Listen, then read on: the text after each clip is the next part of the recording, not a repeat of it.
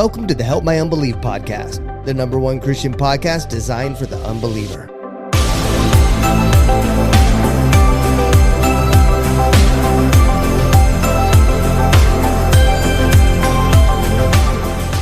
Episode 52, boys. We're here. 1 year. 1 full year of doing this. We've done...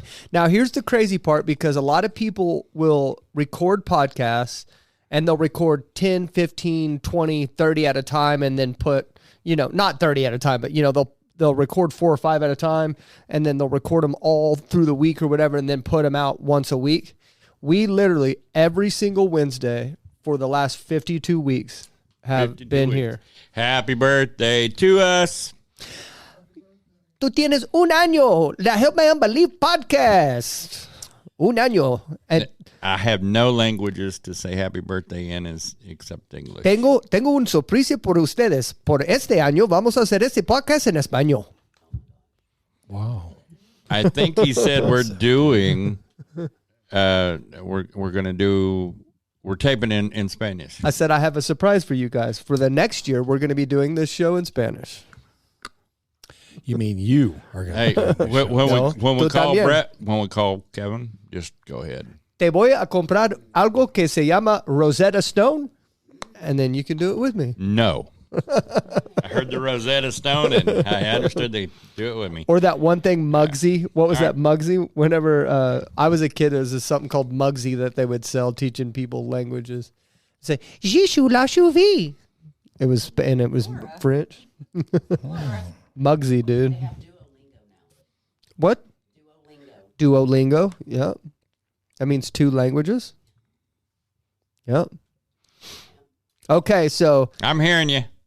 we've got a couple things. So episode 52, this is going to be a special episode. What this episode's going to be is we're not having any guests on. We may call a few people to talk to some of our old guests, just people that we talk. I talk to a lot of the old guests, but we're going to call a few in particular that we talk to still and just talk to them for a few minutes, all that stuff. And then we're going to talk about, because you guys don't really get to hear what this show has been to us. Like we always focus on the guests and stuff like that.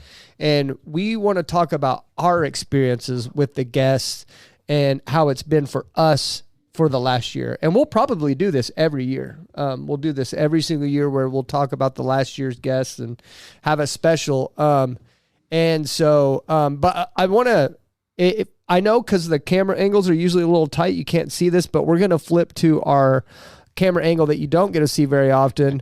But right now, Larry has every single visor that he has ever wore in the last year sitting on this table right now. 52 all visors. 52 of them. Yeah. All of them right here. Now this one's okay, but that one's special to me. Yeah, he likes to Help My Unbelief podcast, but here's my favorite. This one has my face on it. Point it to the camera. This one? The other camera. Your camera. Other camera. That one. That camera. There you go. That one has my face on it. And I'm a handsome son of a gun. See right how there. they look alike? Yep. They're wearing the same hat. And He's wearing the same hat, and I've got 52 visors here, so before including this one. we started the show, I but saw you peeling something off with a knife. What was that? Yeah, this one's back when I was a rider and all that. I would find the visors like this one says what? What does it say? GTL. GTL. Yeah, God told Larry. God told Larry, Yeah, but God told Larry. I would find things, and then I would buy a patch, and if I could find a patch to fit it, I'd sew it on myself. You sewed that patch on yourself? Yeah, I sewed it on myself. Actually, this particular one I paid a guy to sew it on at the bike show, and he did such a lousy job. I cut it off and sewed it on myself. Well, you obviously didn't take it to Papa's leather barn, because they sew things on right there. Yeah. Yes. What's Papa's Leather Barn? It's a biker hang. It's biker clothing and stuff. I've been over there a lot of times. I've never had them. But see, here's the thing. I won't wear something like this anymore. Turn it around. I won't wear anything like this anymore. It's got skulls on it for those that are listening. Skulls. Hold it up again, Larry, to that camera. That camera? Yeah, it's got skulls on it. Yeah. All right. Because, like my shirt says, I'm not the man I ought to be, but, and then I'd have to get up and show you the back. What's the back say? I didn't know there was a back to it. Yeah, there was a back to it. What's it say? I'm not the man that I ought to be, but I'm not the man that I was. But thank God I'm not the man thank that God I I'm was. not. Yeah, thank God I'm not the man I was. There you go. I've in my life since I've given my heart to the Lord, I've changed tremendously. Yeah. Everything. When you change your focus, I mean, completely, everything changes about you. And some of these things, you know, like the Harley, I don't have a Harley anymore. I don't even ride, but, you know, I'm not going to throw away a perfectly good You don't visor think on Harley's a bad company, though? But there's a lot of, no, and I don't think that has to do anything really, in all honesty, with your spirituality. But at the same time, it's one of those things that I had placed in my life before God. Yeah. Even when I was coming to church, you know, it was still, I was focused on the bike. Even when I rode with the church riders. And I'm not saying you can't. It just, God needed me to focus completely on him. And he stripped away a lot of the stuff that I had highly valued.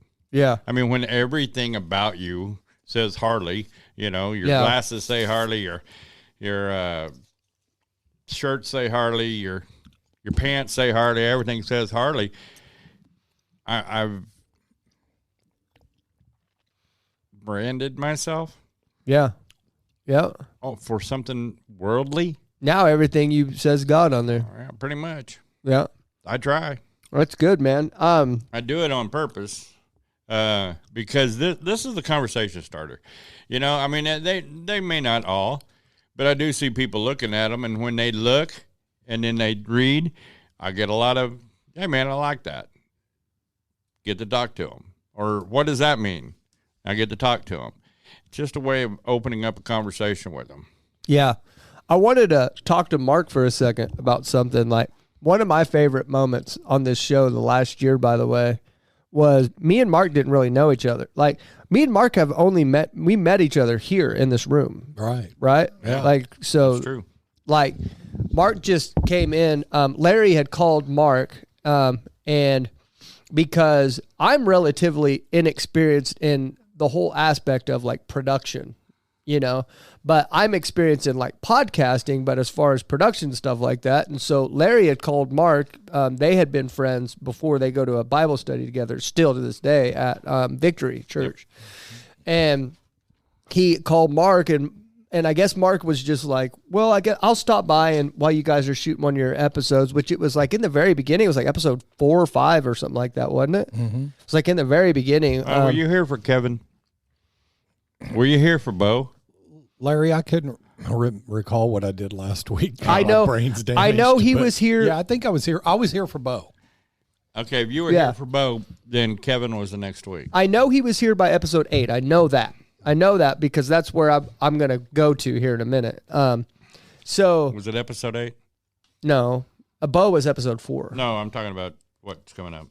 Oh yeah, it had to do with episode 8.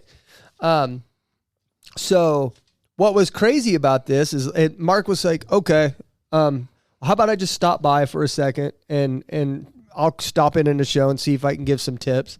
And you did. And then the next thing you know, he's coming every week and says, hey, I feel God led me to be here with you guys.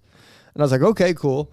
And which at the time it was like, well, that's crazy. We're getting like I didn't even know, you didn't tell me that you produce for like I thought it was something you did back in the day.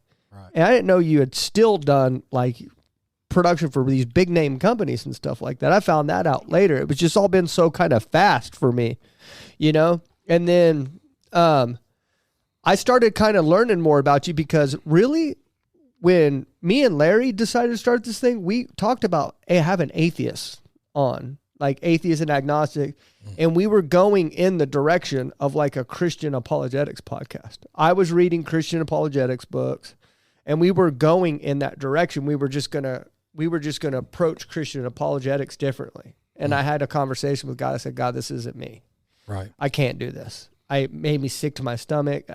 I didn't enjoy it. And it's just, that's not in my personality at all. And that's when God said, do it Zach's way then. Do it Zach's way. Okay, cool. Well, I didn't discuss it with you guys or anything whenever witches and Satanists and stuff like that started popping on. And it's not one of my favorite moments, but one of the moments where I kind of learned a little bit about you is whenever I said we were going to have a Luciferian on the show. Mm-hmm. And I remember you were walking right there in this very room. You were walking this way and you stopped dead in your tracks and you turned around and looked at me and you were like, excuse me? And I thought Mark was done right there. I thought you were going to walk out. But you had been down that path before. You'd come close to that before. Yeah. And you had experiences that you had to dig yourself out of that.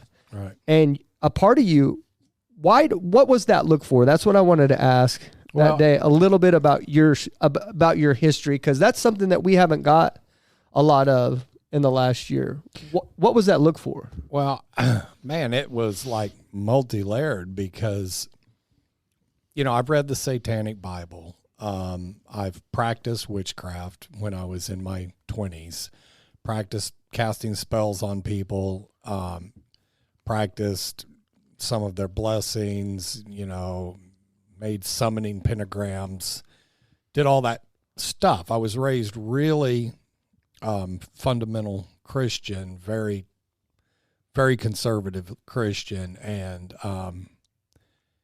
that's what's so weird about this podcast. That reaction, and I wanted to go more into what this podcast has done for me, but that reaction was twofold. It was one of been there, done that, that's empty, but then also the way I was upbringing, but then to the depths that I've got to, the loss of control with some substance abuse in my life, just so many things spinning out of control, and the multi-year effort to bring myself up out of that darkness.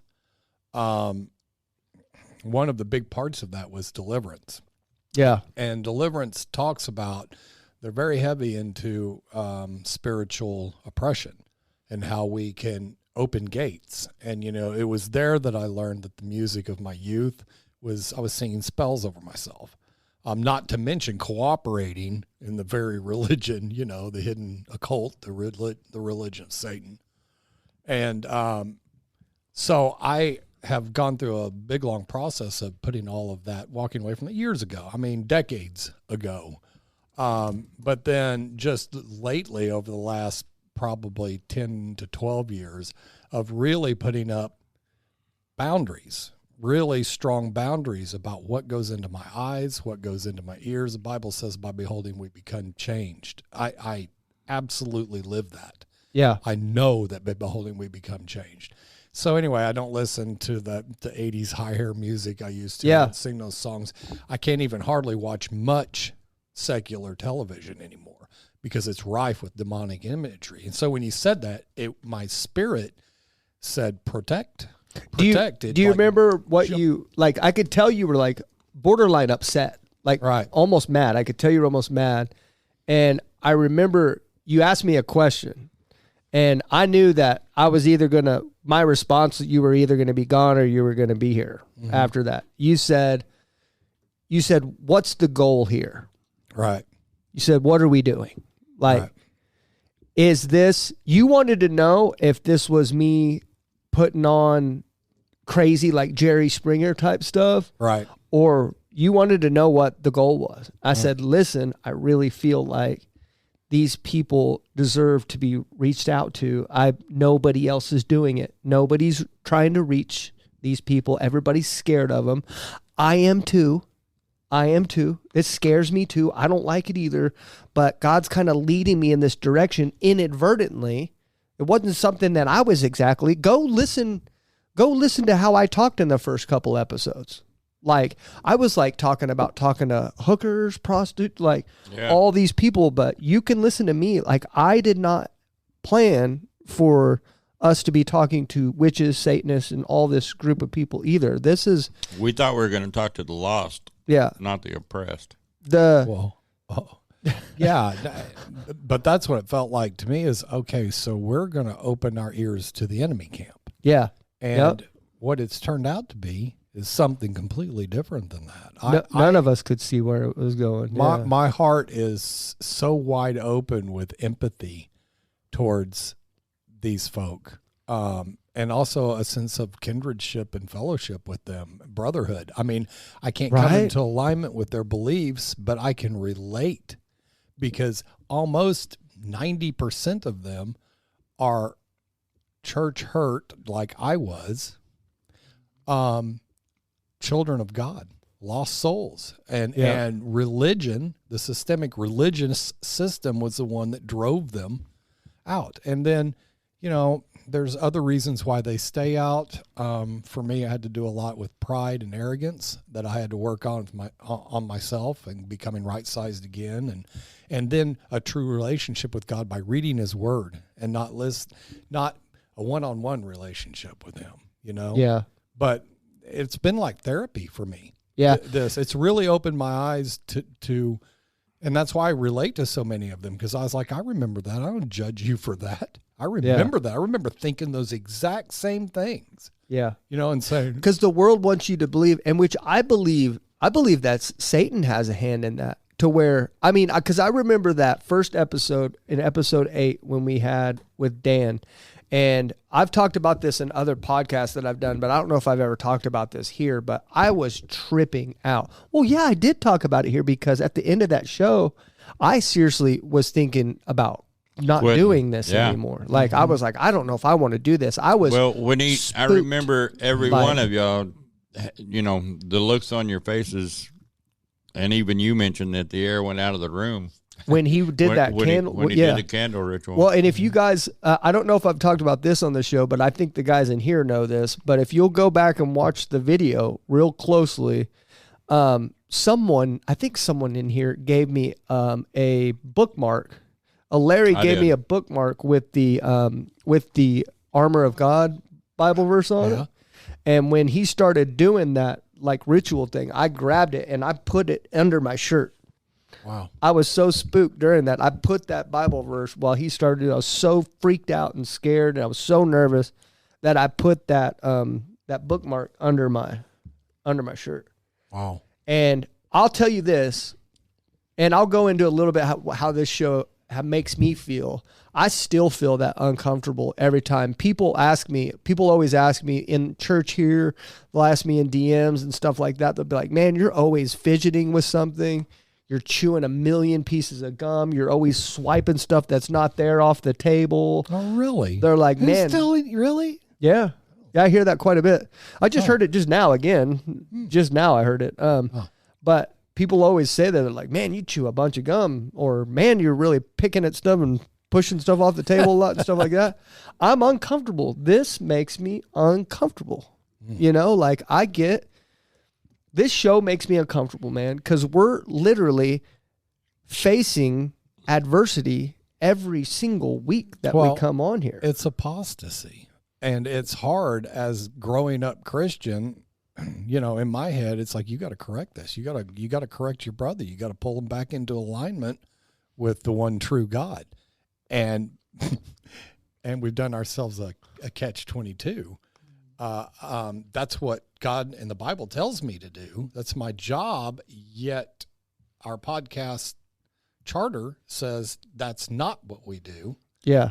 So you have to fight against that. And then I think that's where this whole idea of why are we doing this comes back into play again, because I like, from what was pounded in me growing up, it's like I'm coming into alignment and agreement with them. But what I've realized over these podcasts is no, I'm not. We're being kind to them, and we're validating their feelings. Yeah. Their feelings are valid. Tamra, anybody would have those kinds of feelings that have gone through what some of these people have gone through. Tamra sent a message to Eric the other day, and Eric sent it to me. Tomorrow? Tomorrow, yeah, sorry. And she said that Eric told her that how we treated him and how we listened and just so our kindness and empathy was he got more out of that than any Bible verse he had ever read or anything else like that, which we're definitely not putting ourselves above the Bible. I want to make that clear. And then Tamara said that around the same lines that how we showed her love and that everybody cried in here, said that no preacher has ever showed her that kind of kindness and empathy before in her life. So whether we are or aren't doing anything to bring, because I've been completely honest on here. I'm not trying to be sly, slick, or undercover. The goal of this podcast is to get people to know Jesus, the real Jesus, not me, not Zach, not Larry, not Mark, but Jesus, right? That's the goal of this show. I'm not being slick or sly about it, but I just think the way that Christians are going about it, it's like, you're either going to believe now or I'm going to call you a lost sheep and that you're have fun in hell and I'm walking that way. And that's just not the way it's working anymore. It's not the way it's working. If you want people to listen to what you have to say, then you have to listen to them. Got to listen to what they've got to say. And that's what we're doing. And I think that's what we're doing is we're listening to people. And then whenever I ask you to listen to us, then I've already have hours of proof that you can go back to that I'm willing to listen to you. And we've all done that. We've all sit here closed-lipped and listened to a lot of things that made us uncomfortable in order for maybe they would listen to us. We're not asking you to convert. We're not asking you to do anything else. We're just asking you to listen. That's it, right? All right. I think it's important to also remember that we have been strengthened in the Word.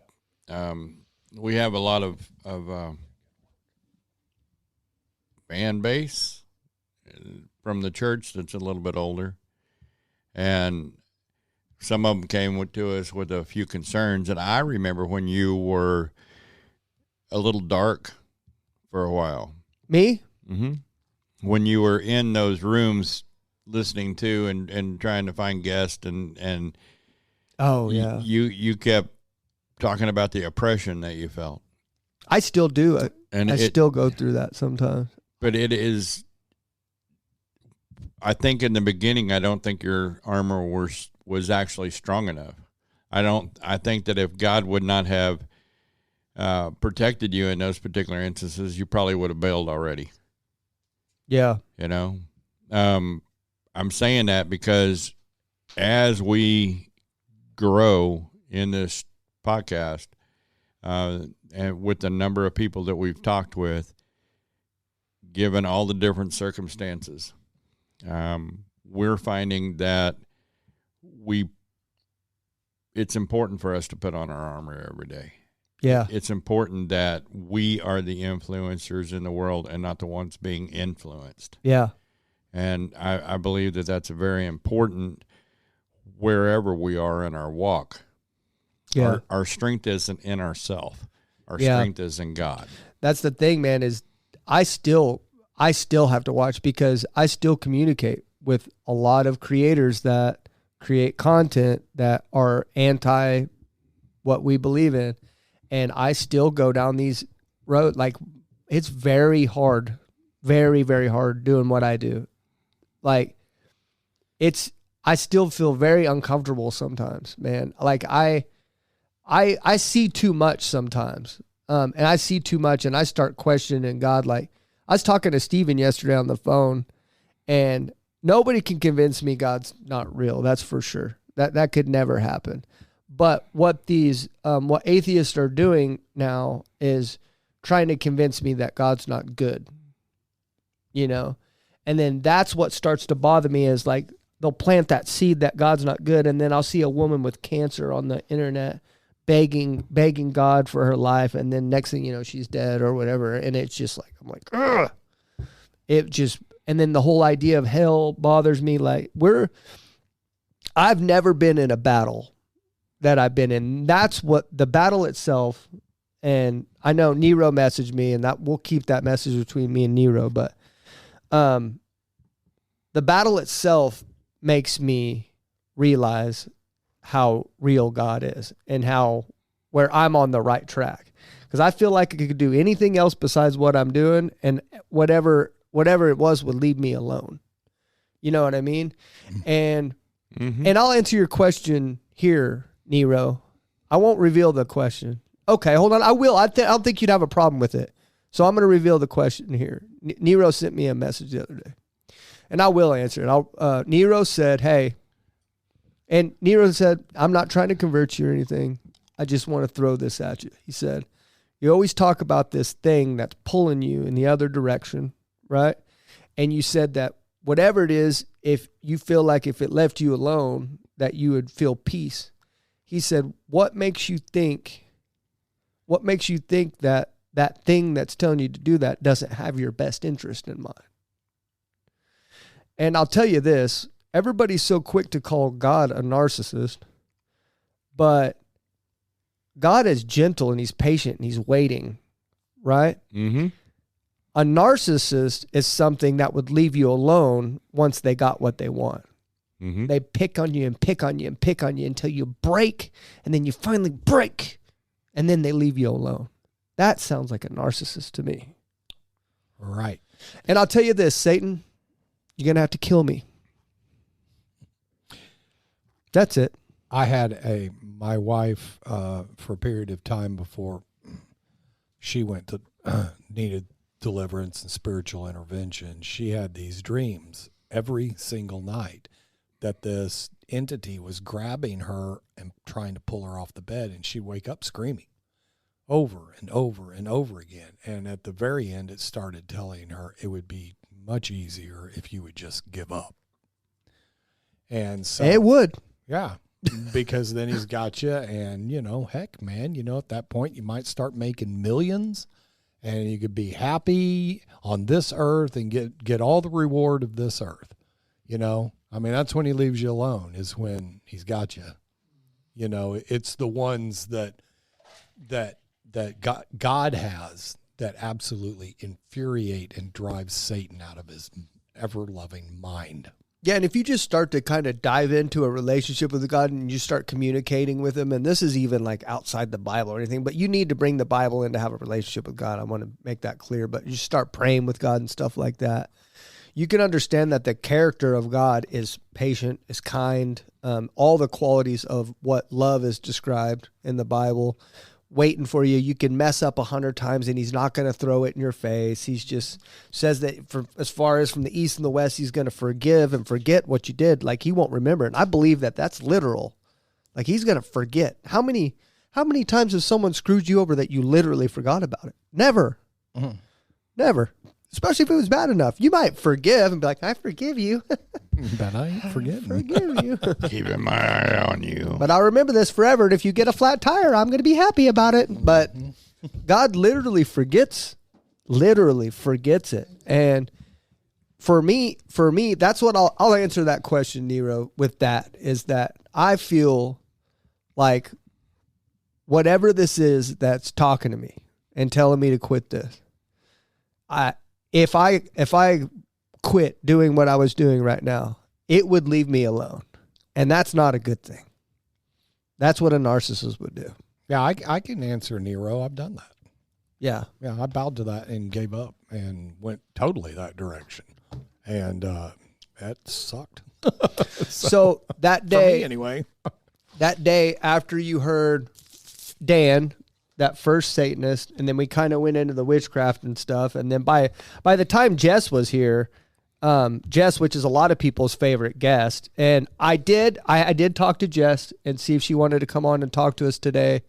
But I'm not going to reveal but Jess is going through some things right now, and she said prayers would be welcome for what she's going through. But Jess is not going to be coming on today. So let's all wish Jess well, and she needs prayers. But by Jess, you were like, that's really brought our humanity into seeing what, like, we tied someone that we actually love to witchcraft. What did Jess's episode do for you as a human being and experiencing like witches, Larry? What'd that do for you? That would be more than likely as a known witch, that would be the closest one I ever got to. Yeah. You know, I found out later on that there have been a few people in my life that did the witchcraft stuff on the side. Oh, you found I didn't know about it. You found out after you talked to Jess. You found out somebody. Well, I suspected, but I got some answers. Well, that's cool. They felt comfortable enough to come and tell you. No, they didn't. It came at me from a different angle. Oh, just verification. Gotcha. Okay. Verification came. But I mean, in all honesty, you know, I have the church mentality. I was raised in church. That was a definite no. You know, I wouldn't even have considered doing something like that. The church you were raised in, it wouldn't have tolerated witches coming into the church. Dude, you're talking about Pentecostal. No, heck no. Well, we're no. We're and you're talking about the Pentecostal. 60s and 70s. No, Right. We're Pentecostal. We're considered Pentecostal, this church. And one of the most uncomfortable times in my entire life was when Jess, the witch, she's a pagan witch, and she's from like episode 9 or something. I can't remember. Maybe 14. I can't remember. Hand me that and I'll find out real quick. Here, I'll tell you. I know where it's at on your phone too. Hold on. But Jess, actually, she came to church here. And just like us, we always have I don't have it out today, but we always have our Christian necklaces out. Mm-hmm. As so when Jess came to church here, Larry was here too, Larry Autry. Oh, welcome back, Larry Autry. He's our spiritual advisor. He's normally in the back, doesn't hear from him, but he hadn't been here in a couple of weeks. He went through something, and we got him back now. So welcome back, Larry Autry. Yeah, praise the Lord. But Larry Autry met her too. But Jess came to our church pentagram wielding her pentagram necklace. And that was back in the early days whenever I really felt like almost felt like our guests are like my kids almost in a weird way. And a lot of them are older than me. I get that, but they're like my babies. You know what I mean? I want to protect them and I want to keep them in this little bubble and make sure everybody treats them right and stuff like that. And yeah, she kind of was like a little sister to me as many times as we talked. Yeah. Getting set up for this show. And she came in here and I was in the back directing, and whenever I came out in between services, she was standing out in the lobby and me and her were talking. I look over and I see Pastor Kevin. Pastor Kevin darts his eyes over, which Larry had already warned him that she was coming. And it's not that I didn't trust Pastor Kevin, because I do. Like Pastor Kevin, I didn't warn him, I informed him. Yeah, but Pastor Kevin has told stories about going into satanic temples before and converting a guy right there on the spot. So he has far more experience in this than me. But I remember he looked over and he put his eyes on Jess, and I was like, oh no, he's coming over here. And Jess turned around, because Jess is a pretty strong-willed young lady as well. She turned around, kind of crossed her arms and looked at him. She's like, come on. And I was like, oh no. And I just remember going, and they came over and they talked for a minute. I just held my breath the whole time, and I turned to purple. But did you hear them? Huh? Did you hear them? They're both. It was so strange. It was so strange. Here's all I'll explain it. Because Pastor Kevin got so close. I've never seen him get that close to somebody. He got like in her personal space. And I could feel their spirits battling. Like I felt him being like, I know. And then her spirit being like, I know. And it was just like, it was very tense. It was a very tense situation. Like Pastor Kevin was not afraid and Jess was not afraid. Right. And they both just kind of stood toe to toe with each other. And it was just an interesting experience. It was interesting. But say that in the truth way. In the truth way, that's what you saw. But in truthful, Kevin was being his friendly, disarming. He was so sweet. Yeah. Yeah. Right. No, he was so sweet. Because he welcomes everybody here. Yeah. Regardless of what their past is. Yeah, but there was body language going on that nobody else could probably see, but I was watching very closely. She already had her radar up, you know, because this was not her environment, so she was already on guard. It was like me walking into a bar, a witchcraft or a satanic ritual with my I would never walk into one. As far as what he said, I could feel it in a bar, you know what I mean? Because that's where my demons were. Yeah. As far as what he said, though, like he was so poised and cool and calm, collected. Like, he was just saying, like, he didn't bring up witchcraft or pagan or nothing. Like, he just stood there and just told her, I'm glad you're here. You know, where are you from? Arizona. Oh, Arizona. Cool. Oh, I have a buddy that went, you know, and he was just bringing up small talk, small talk. But their body language and everything else, there was something else going on in the spiritual realm. And it was I'm sure there was something going on in the spiritual realm. Yeah, and it was just kind of cool to watch. The Archangel Michael standing there with our pastor going, yeah, you go no further to the other demons. Yeah, yeah. And they were probably very enraged about it. I got all kinds of things I can see in my head going on there that none of us could see. Jess was episode 10. No, Allie. That's Allie was episode 10. Allie was 10. She was right before Eric. Episode 14. Yeah. God, I was bad at thumbnails back then. Yes. Just that was kind of the tipping point for me, thinking, okay, my heart is starting to open, and I'm starting to understand we're not coming into alignment like with this. This is a hospital, man, and the patients that are coming in think that we're the problem because of their past experiences. They're looking through distorted lenses. And that's just, like I said again, causes me just to feel a lot of desire for them to know Jesus instead of the construct of religion. Construct of religion has hurt so many people. When God comes there, you know, Jesus talked about it specifically. On that day, many of you will say, was it Raka or Lord? And I will say, we threw out demons in your name. We heal people in your name. And I'll say, depart from me. I don't know who you are. Yep. There's going to be a lot of the people that set up the construct of religion to, instead of saving souls, to control and manipulate people, just like politics, that are going to pay a heavy price for that. Yeah. And we see some of the fallout. Yeah. That's what, like, you just get them to the dance. You can't make people dance, but you got to get them there. How many other Christian podcasts are getting people to listen to Christian media? Because that's what we do. We talk about Christian media. How many times have we gotten somebody that was on the fence, a believer, didn't believe, to come to church? Quite a few. Jess is going to her own church. She's come to our church. Even Coco's talking about coming to church. Now, if they don't convert, then that's why I was telling, maybe I was having this conversation privately, but like, one of my goals isn't to convert people, because I'm a very goal-oriented person. And guys, let's be honest, our ratio isn't very good right now of people that we're talking to. You know what I mean? If that was one of my primary goals, I'd walk around feeling like a failure all the time. You know what I mean? You can get people, you can lead a horse to water, but you can't make them drink, or you can get them to the dance, but you can't make them dance, right? I think we're getting people to the dance. Well, without proper training, you can't get a horse to dance anyway. Oh, really? I don't know. Yeah, I bet I could if I kicked him hard enough. I don't know. What's that parable of the seed sower? Yeah. You know, the parable is some seeds were thrown. Our job is just to throw the seeds. Mm-hmm. Yeah. God's job is to loosen the ground.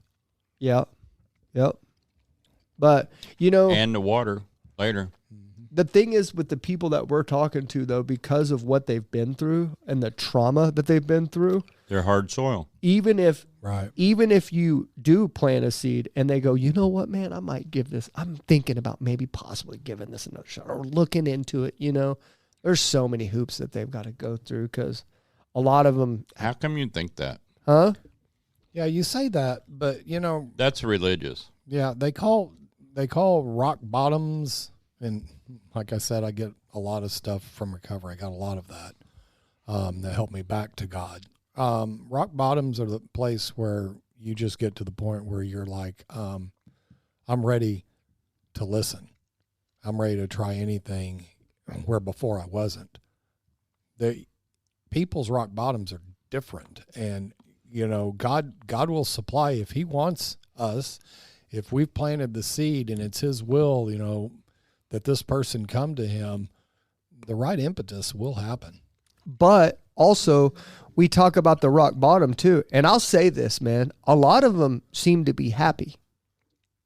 Right. And I believe them. At this point, yeah. So I was happy in the bar. Yeah. Because now, we started I this. really wasn't happy because I didn't have happiness. I had anger, but I had lesser degrees of anger while I was in the bar. You were properly tranquilized. For a while. You were properly tranquilized. I was properly medicated, and then it stopped working. If I was Eventually, drunk, it all and I had stops a pull working. stick in my hand, yeah. But that's what I'm saying. Like, I don't think a rock bottom's coming for these people. They seem happy. You see what I'm saying? Like, Right. maybe that's why I view this differently than like someone that's like a drug addict or somebody that's spiraling out of control or searching. You know, I look at this differently. Like, I have no reason not to believe them that they're not happy. The people that we talk to, I'm sure a couple of them are maybe full of crap, right? Because I mean, chances of just law in general is, I mean, you get 10 people in a room, there's going to be one of them that's full of crap. But yeah, but there's a whole lot of difference between happy and joyful. Joyful comes from the Lord. yeah, I don't know what that is, but hopefully someday I will. Joyful is what makes me on Sunday morning just energized and happy to see people. And you don't understand. I didn't like people. I didn't have, you know, if I would have stayed in the same mindset that I was, I'd come in. I'd be that guy that'd come in, listen to the sermon, come in just after the praise and worship, listen to the sermon, and then slip out during benediction so I didn't have to say anything to anybody. And if anybody said anything to me, I'd be, hi. Was it because you were nervous or you just didn't like No, he people? didn't like people. Nervous. Dude, have you Larry? you've never seen anything about me being nervous, brother? Well, I don't know. That's what I'm saying. Like, I don't apparently don't know who you were then. I have been so nervous that my hair is wet and my armpits are literally like they got faucets on both sides, and my socks are wet because it's running down all the way down. And you would never know that. Oh, you could hide it. You could hide it well. I didn't have an option. I mean, I was a terrified little rabbit in a lion's body. Yeah. Okay. A megalomaniac with an inferiority complex. Yeah, definitely. I know. Oxymoron walking right there. Okay. I want to do something real quick. I want to call your brother. Did he send us a text? I have calls at 3 and 4. We can catch up later. Oh. He said he was free, but then we missed it. He has calls at 3 and 4, so we missed it. Right now? 2:53. I wonder if we could just call him for a couple minutes. You want to try it? Yeah, do it anyway. Don't listen. Don't listen to what he. What are you doing? Just hit his name. This is Kevin. This is Kevin from. If we can get him to answer real quick. Okay, just start singing "Happy Birthday" with me real quick. Kevin from episode 5.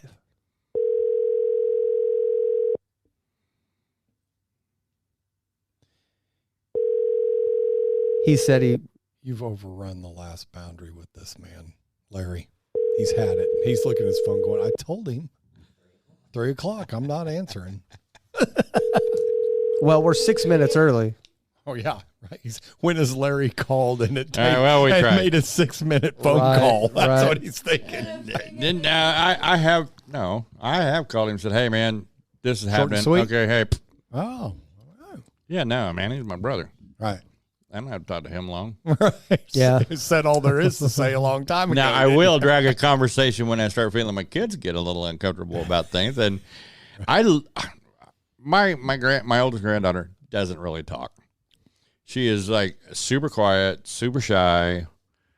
So not me, you know. That's how Kinsley is when she's talking to like my parents and stuff. She's like, "Hi, yeah, good. yeah. How's school? Great." Got to ask questions to get the crappy answers, right? Yeah. And the other day, instead of calling her mom's phone, I say the other day, and my wife will remind me that the other day to you is, That's how I am. 6 months ago. That could have been 3 months ago. Yeah. Yeah, it could have been. Anyway, I called her and I was like, she answered her mom's phone, I think it was. And I guess her mom was busy driving or something. So we just started talking and she actually talked to me, like had a conversation. My mind was blown. I got off the phone and I'm looking at it going, wow, I mean, like really, wow. I mean, she's 16, but still, that's the most I've ever talked to her at one time, even if I was in the room with her. Oh, here he is, Kevin. Kevin Barnard. Kevin. Just sent you that note, so well, I got 5 minutes. We apologize, sir, but hey, are you ready? Happy birthday to you. Happy birthday to you. Happy birthday, dear Kevin. 60 years old today. Yeah, well, thank you. Yeah, old man. Definitely an old man now. Yeah, and you're my younger brother. Think that through. We're doing our year. Your birthday lined up with our year birthday. How about that? Oh, really? Yeah. Wow. It's been 1 year today that we've been doing this podcast, and you were on episode 5, way back in the beginning. And I just wanted to say thank you so very much for coming on. How's life? How's life been, Kevin, for the last year? How's life been for you? What new has happened? It's been very busy. When you get up in years, time goes by really quickly, and then you're like, oh my goodness, is it already 2020? No, you're almost done with 2023. Yeah, it's just too fast. Yep. Larry wants to know if you've converted to Christianity yet. No, not yet. But certainly trying to live the life I'm supposed to. So. There you go. There you go, man. It's good. It's good talking to you for sure and hearing your voice. Unfortunately, we won't keep you because we know you got another call coming in. And have you got the notification on the family Christmas party? No, I was going to ask you about that. December 9th. And I thought you were going to give me a call about Aunt Vera, not Vera, but Aunt Laverne. I heard about that too. Yeah, we had a loss in our family. Oh, no. Yeah, well, what did you say the date was again? 9th. December 9th. Yeah, December 9th. Okay. Yeah, we'll get a hold of each other later. I just wanted to say happy birthday to you today, and we were taping, so just wanted to share some joy and give you a smile, old man. Well, thank you. Later, man. Have a great day. Later, Kevin. Bye. All right, love you, bro. Speaking, you cut it off too quick. That's one of my highlights right there. Okay. I said Larry wanted to know if you've done a Christian. I blamed it on him. Well, one of my highlights. Listen, my brother has not ever been an affectionate type kid. Okay. And I went over. I listened to our whole podcast again, because we're reminiscing and trying to come up with some information. So I listened to a few of the older ones and, the ones that meant something to me. And Kevin's was one of them because I have it on tape. Okay. Cause you hear me all the time. When I get off the phone with you, I always say, hey, I love you, bro. I love you because I do love you and I'm thinking of you and I want you to know I love you. And I've told my brother I love you every time. Okay. And the audience isn't going to understand this because they probably don't live the way that we do. But Kevin always says, yeah, okay. Yeah, man, I'll see you later. Whatever. Yeah. I don't love you. I think he's actually said I think he's actually said whatever a few times, But he's never, he's one that my mom would make him, stand still for a hug. Okay. You know what I mean? Like if I want to aggravate him, I will tell my daughters when we're in the same, to go love on him. Go hug Kevin. Right. All right. And I will because it's good for him. I'm not that way. But then I got to remind him I'm also the only one with kids. He didn't have kids. So, but at the very end of the podcast, when he was hanging up, I said, love you, bro. And he goes, love you too. And I got it on tape. I had to listen to it like 15 times. I was like, oh my goodness, yes. You can ask You need to make my wife. I was thrilled to death with her. You need to make a recording of just that little section and put it in a card that he can open, and it'll say it over and over. Okay, let's reminisce back to this. Let's reminisce back to this episode real quick. Do you guys remember Celtic pagan Gemini? Oh, Gemini. I don't remember. Yeah, go ahead. Don't hit the mic like Yeah. it's a baseball. If you're or gonna talk, something. you can't hit it away. That's like hard copy. You've been here for this long and you're scared of the mic. She's like, get it away from me. I don't know. How I'm come? not scared, but I couldn't remember of like, is she the one that was So- abused? Celtic pagan Gemini is the one. Not all of them. The one story that I remember that sticks out to me about her was when she got baptized in the Holy Spirit.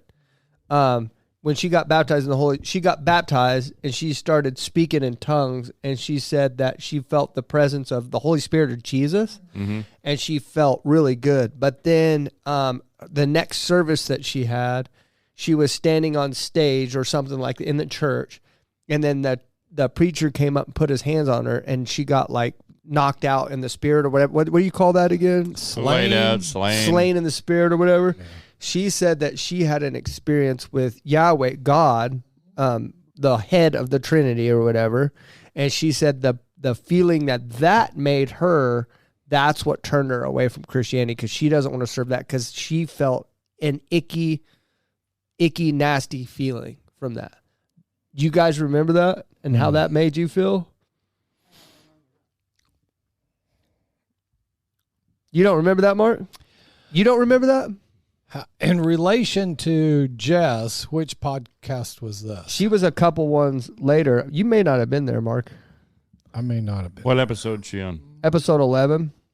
Yes, that was before Jess. I remember her because I felt like what do you? I remember that's the first episode where I was like, what do you say to that? Right. Like, what do you say to that? Like, I don't know what to say. Like, There was a lot I didn't notice what to say.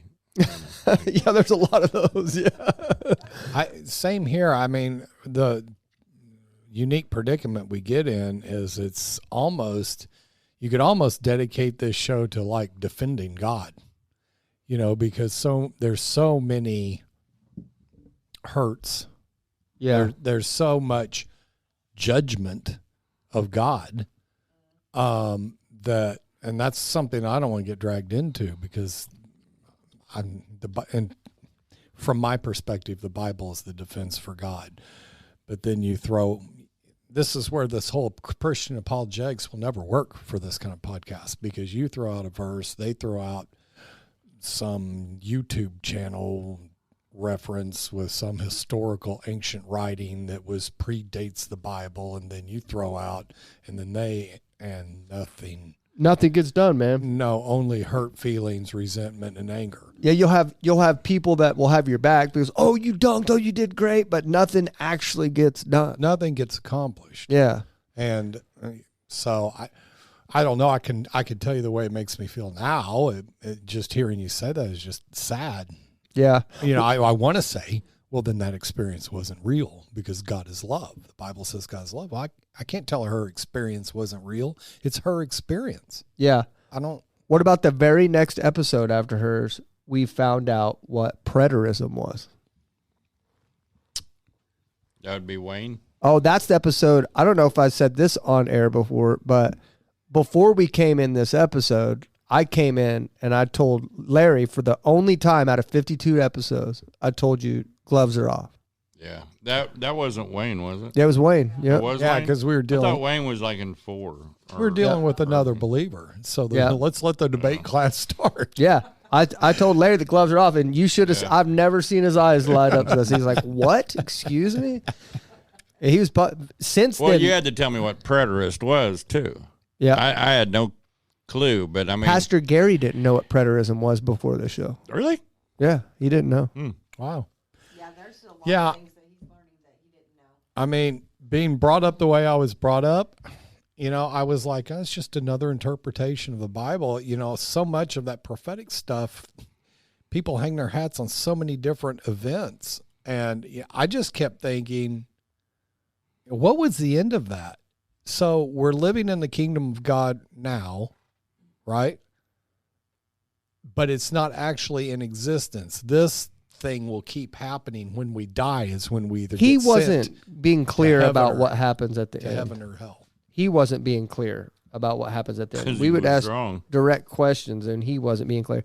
He still messages me, and it's got to get to the point where I'd stop responding. He's the only one I won't respond to sometimes because he wants to come back on the show bad. He's a doctor, Oh, really? and he wants to come back on the show bad. And I just don't see a point in having the same guy where we talk about like the same thing again. Like, I know what preterism is.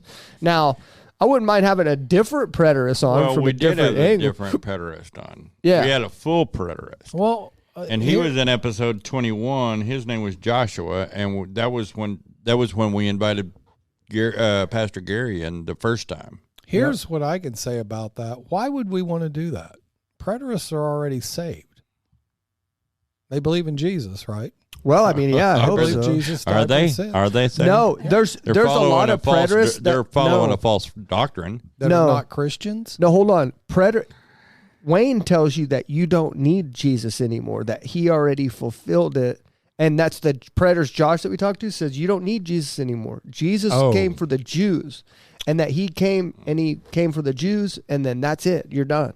Like, what Jesus' work is done. Now you can just go directly to the Father. Don't worry about Jesus. Well, that Oh, That's what they say. They say, don't worry about Jesus. You don't need him. okay. Then I guess there's a reason to have a preterist on again because they Right, are yeah. unbelievers. just Yeah. Yeah. Well, I mean, they get me aggravated. Here's the problem: when you start making shades of gray, okay, 50 Shades of Grey. it's either Larry? black or white, brother. Oh, no, my. not that. Don't go there.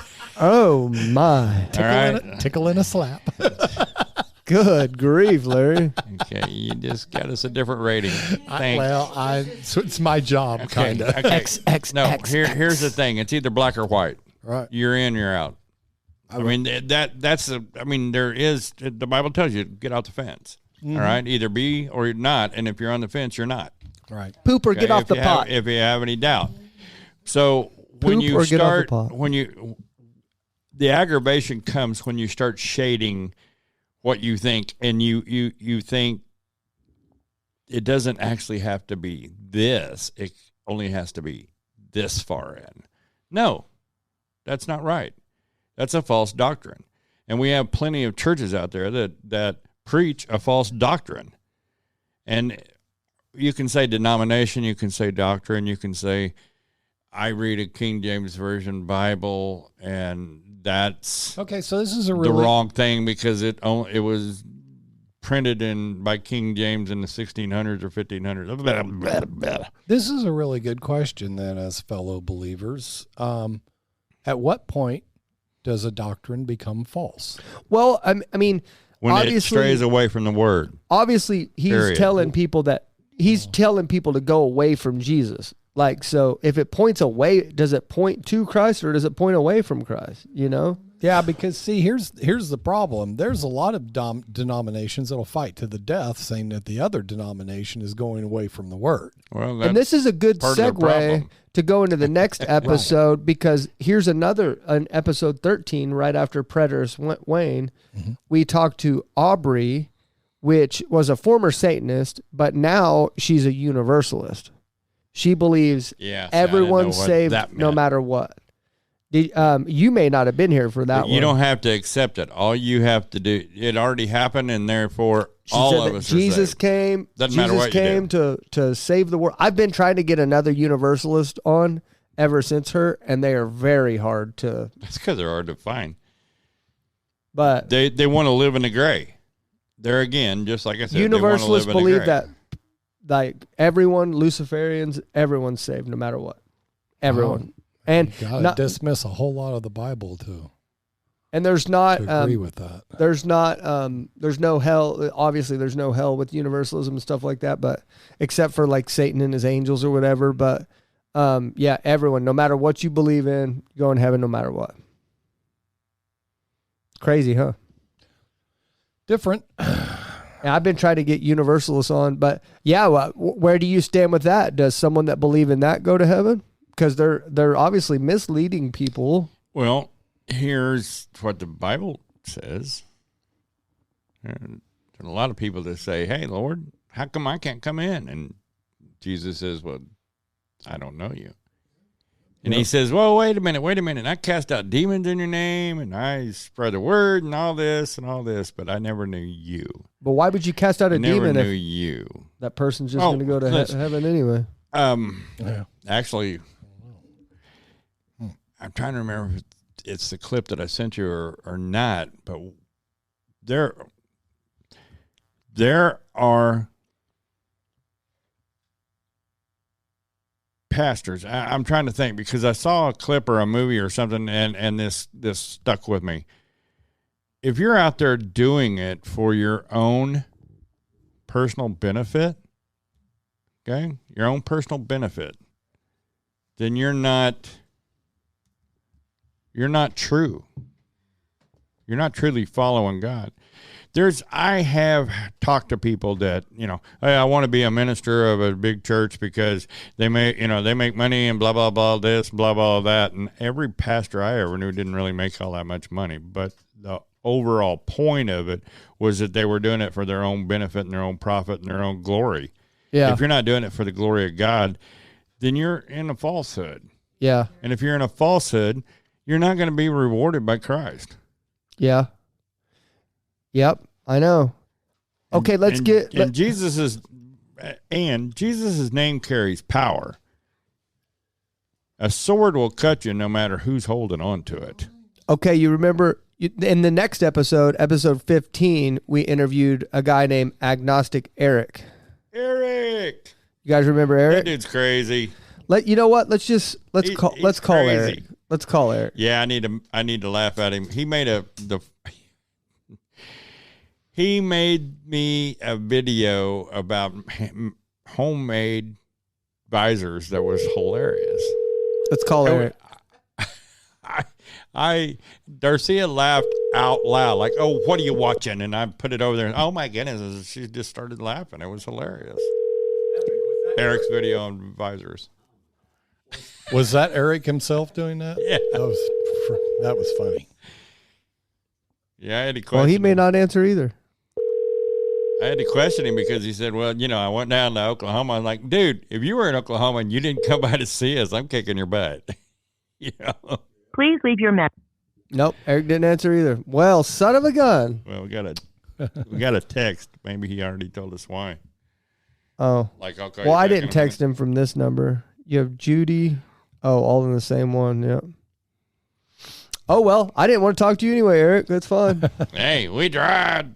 I do think your video was hilarious, though. I really do. Yep. What about Norse pagan Fro? Yeah. Hey, I just saw his podcast the other day. Oh, you watched one of his podcasts? No, I watched a little clip of it. Oh, really? Yeah. I'm not a believer in the way he believes. But you expect people to listen to ours? Yeah, but I mean, it was a clip. Oh, gotcha. It was on TikTok and it was on a clip. I don't listen to. Here's the deal. And I went, "Oh, hey, wait a minute, that's Fro." I don't listen to podcasts. Period. I don't even listen to ours. Well, we watched ours last night. We watched ours last night. I don't see how you watch the same thing. Like you were here, Larry. You were live when it happened. Like you were here when the conversation happened. There are sometimes when I used to edit the show and I watched the whole thing. Man, I crack up, dude. Like There's it's funny. It's like we're funny. We're funny together sometimes. It's pretty funny. But like I went back and watched the very first one the other day. And the very first one, I'm looking at the lighting. I'm looking at how stiff we were. I'm looking at how. Oh, were we pretty stiff? Yeah, it was horrifying. We're better. We're better now? Like I've shared before, it's like Star Trek. You watch the first season of Star Trek after pretty stiff. Yeah, from the second season, the first season. Oh my goodness! From the first season to like the seventh season, wow! It's like they were looking like stick figures. We were flipping through channels, and Star Trek was on, and I just stopped it for a second, and right off the bat, she noticed how short the skirts were. And then they brought in, there was 2 guys, and they're dressed in blue and gray, right? And then they bring in a young lady in, and her stripes for her chest, that's all she had, was this, stripe for her chest that went over. And Darcy goes, how come she's not wearing a shirt? Right. Because the others had the same thing, but they had a shirt on underneath it. And I'm like, it's the 60s, babe. It's got to go. And I was like, wait a minute. This was the first season, episode like 7 or 8, 4 or 5, 7 or 8, something like that. And it was like, it's in color. Yeah. I thought, wasn't the first Star Trek's black and white? Or was it just because I had a black and white TV? Can you imagine how many half-breed little alien babies are strung out over this galaxy with that guy flying the ship all over the place? Yeah. I'm just saying. Yeah. I mean, he fought and he kissed the ladies, you know. Yeah, he did. Rampant, dude. Okay, Larry, what about episode 19? What about episode Just saying 19? his child support bill. Is that Indy? Yeah, That one's Indy. with Indy. Man, I listened to it the other day. What was special about that episode? You remember what happened during that one? Yeah, I do. That was the first time God moved us in a manner. We lost was it the video that we lost, or lost the sound that we everything. lost? We lost everything. That one, we lost everything. And when we taped it on Wednesday, she was pretty nervous, but she had a good story. And then we completely lost everything, and you called me up like what, Friday? We're not gonna have anything for Disney, all that stuff, we had to come panicking up and stuff. Friday And I'm night. like, hey man, let's just do it. Let's go. I think I said, didn't I say let's see if we can do it on Saturday? No, I think we did it on a Friday night. Was it Friday night or Saturday night? Friday night. Yeah, Oh. so it was Saturday night. Yeah, and so here we are up here on Saturday night, and all of us were a little bit aggravated. I mean, all of us, the 3 of us, were because I think you were off on a hurricane chase.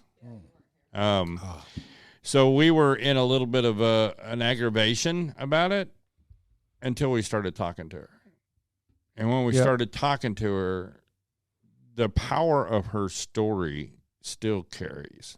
What was intense, what I remember, And I remember that moment when she dropped she it. said it, and we were both, I mean, like, I went on through it. You can see, I was literally pretty much listening, but I was watching back and forth. And I went back over and over it, and I got the timestamp for that one. And when she told us, I mean, we're like an hour into the show when she said that. And when she says she's gone, none of us really grasped that immediately. Until we were like, whoa. Yeah. And then it's like, didn't you ask? What Larry's talking about is Indy the first time didn't tell us the full story. She used to be in a witch coven. She's a Christian now, but she used to be in a witch coven. And what she didn't tell us when the audio cut out, but she told us when the time we actually recorded it, was that her former witch coven killed her daughter. Yeah. And they're still in trial with it. And she dropped that on us, and she said, and she started crying, and she said, she's gone. And we were all just like, what? Like, it took us a minute to process the fact that her daughter had been killed. She meant. Yeah, that her daughter had been killed by witch coven. And I haven't talked to her in a couple months because she was in trial with her, and she goes off she's like in witness protection and stuff like that. Yeah. She goes off the radar sometimes. Like, she doesn't want to be talking to anybody and stuff like that. So, yeah, that was, I think that brought it, because we talked to people like Jess, and it seems like everything's all cool, and they're just normal people and all that stuff. And then when you talk about the depth of what happened with Indy, it was like, man, you don't realize the power that you give stuff over you. yeah. You are the one that invites them in. They don't just come in, they're invited in. no matter what. Oh, what about this one, man? This is the one I really feel like in this one, episode 23, Christian Witch Sarah. I feel like we all did a bad job on that one. I don't know. What did we do? We didn't treat her like we treated everybody else. We did not treat Sarah the way we treated everyone else. Because she put that Christian on there, we were kind of a little more dismissive of her beliefs, and we were kind of like laughing about it more. And we were kind of like, oh, what? Like, I mean, there's one point where she said she worked with Lucifer, and I'm sitting here like bashing my head against my hand. Like, go back and watch that. Like, I was like, Is this I was is like, oh my God. this is the girl that was raised in a Catholic church and said there were a lot of Christians within the Catholic church that had to, I mean, witches that had to keep quiet. Believe it or not. Yeah. Yeah, the Catholic Church openly recognized the herbs and stones. And she says Jesus isn't the only way to heaven, but she calls herself a Christian witch, but she practices witchcraft, and she said she even works with Lucifer. You know how all the witches say they work with people? She says she works with Lucifer, and that's whenever I bashed my hands in my head. I was like, oh my God, this is so stupid. She also said that the Old Testament is only a story for Jews. Yeah. We didn't treat her the same way we treat everybody else. We did not treat her. I feel bad about that one. I should probably reach out to her. Like, I feel bad about that one. That's the only one I personally feel bad about. Can I say this to all the unbelievers that are listening? One thing that I want to ask you guys about it too. One thing that I've heard from them over and over again is these references to genocide, to a cruel, sadistic God who kills people and wipes out children. And I've actually read, almost done with the whole Testament from beginning to end. It's like whatever source of information they're getting that from, they're reading like 3 verses. And then they're making us great grand assumptions, which, you know, if you read just 3 verses in the one place where God's finally had enough and he's told them the penalty of what's going to happen, and he does that, that looks really cruel, right? I just have a suggestion for if any of you guys are getting hung up on God's behavior in the Old Testament, do what I did. You know, I committed to reading the Bible from the front to the back all the way through to my wife out loud.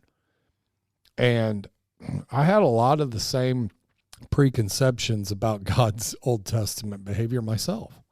And you read everything in context, it changed me. It changed my heart towards God. It made me understand how actually long-suffering, and frankly, I felt sorry for him, the way we've treated him. Frankly. Yeah. It's not him that's abused us. It's us that's abused him. It's definitely one way to look at it for sure. Like, it's definitely, yeah. Anyway, I just want to put that Well, out I there. mean, you know, thanks for that. Just think of as a country, the people make the laws, or the lawmakers make the laws, whatever you want to say, and then you get arrested because you broke a law. You go before a judge who's supposed to deal out punishment for breaking that law.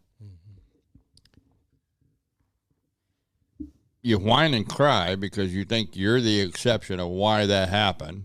I only sped under excruciating or extenuating circumstances, right? But you're still guilty. Or he needed killing. Yeah. Well, I only did it because he pissed me off, right? What about episode 26? You remember that one off the top of your head? Off the top of my head, no. Former witch Haley.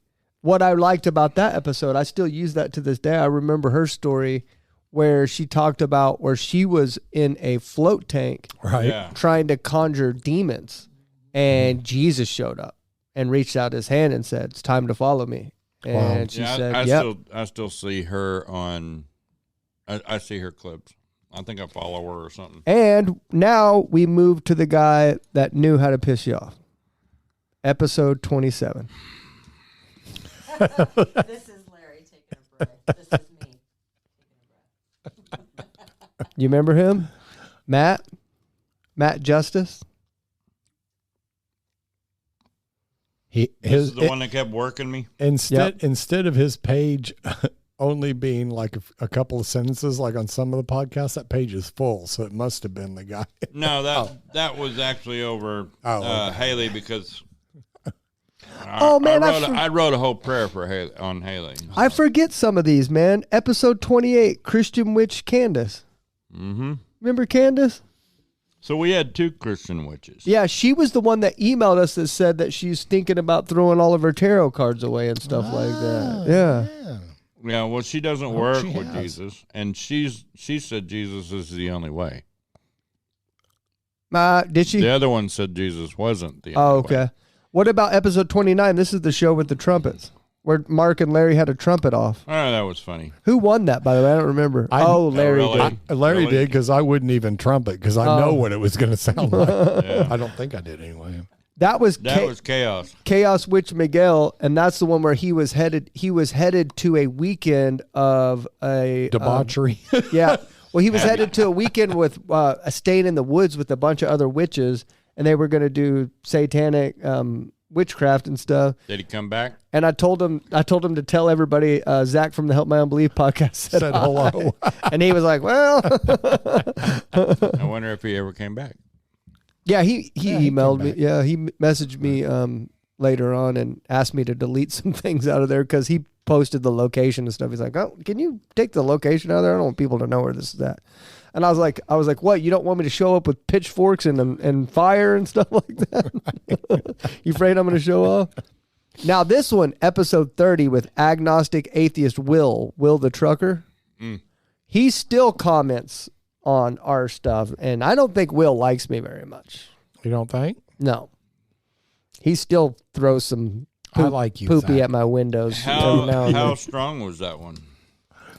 That was the guy that was Mormon. He was former Mormon. He was a Mormon guy.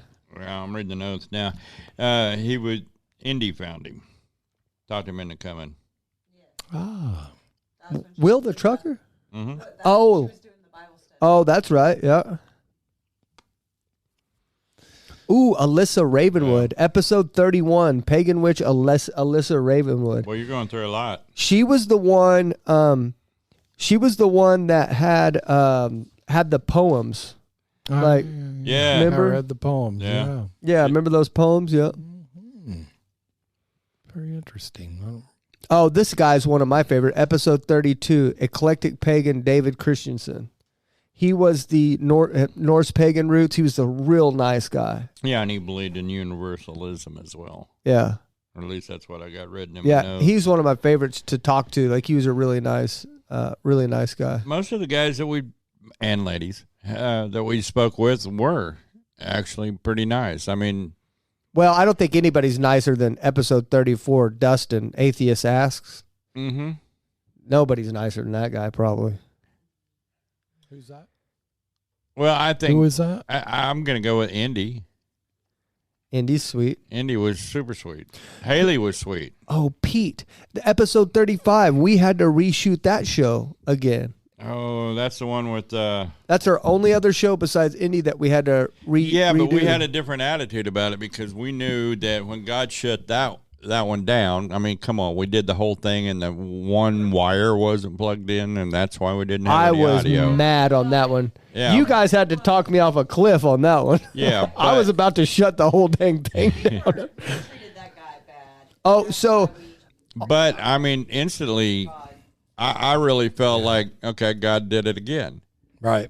I mean, because I remembered with Indy. I did not think God did it again. I sat right out there in the lobby, and you guys had to come out. I was like, I'm done. We're not shooting this one again. We're going a week without an episode. I'm done. And then Mark's sitting there looking at me like this, and Larry is like, we've got to shoot an episode. We're not going into a week without an episode. Hey, you're the one that told me how this stuff works, and you said you can't get started and then cut weeks. Well, I can't have you holding me to my own words. I can't have that. It's infuriating. I know. Is it? I cannot have that. You have to let me that's how God, adapt and be a chameleon. Hey, that's how God wants you to be. He wants me to be a chameleon? I'm good at that. No, God wants you to be the type of person that reminds him of his promises. It's not to remind God of his promises, but it is to remind you of his promises. Well, I'm glad you did, because we got Drew in here, who's a former atheist. Yes, and that he went well. Since he was on the show, he got baptized. Yes. What? Yeah, he got baptized. Yep, Wow. he got baptized, yep. Yeah, and here's the thing. What's awesome about that is his wife, Drew's wife, was the first one that recognized me from this podcast. She never met me kind of here at church, right? I mean, never. And then she was getting ready to get baptized, and they had asked me to help direct people. Mm-hmm. And they got one more.